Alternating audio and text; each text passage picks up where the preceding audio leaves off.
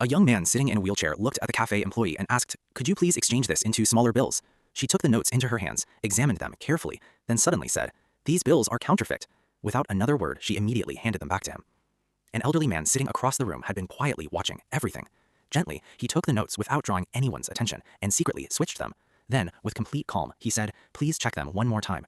The employee inspected the notes again, and this time they turned out to be completely genuine. She instantly gave the young man the change he needed.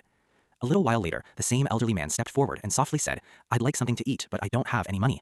After saying that, he silently turned away. The cafe owner had been observing the entire scene. Without hesitation, she brought him a meal and placed it in front of him. Then, with a warm smile, she said, "We were putting your character to the test, and you passed. This meal is our gift to you." With quiet dignity, the old man replied, "I have always eaten from the earnings of my own hard work." The owner gently answered, "That's all right. You can pay later." The elderly man accepted the meal and quietly left. The owner silently followed him. She watched as he entered a tiny house where his sick daughter lay helpless on a bed. The old man sat beside her with deep concern. The sight brought tears to the owner's eyes. She immediately returned, gathered some supplies, and came back a short while later and said, "All of this is for you." The old man quickly refused. "No, we can't accept this." With heartfelt kindness, the owner replied, "Please keep it." The moment he opened the package, his eyes widened in complete shock. Inside were several bundles of cash. His voice trembled with emotion as he whispered, "Now, with this money, I'll finally be able to get my daughter the treatment she desperately needs."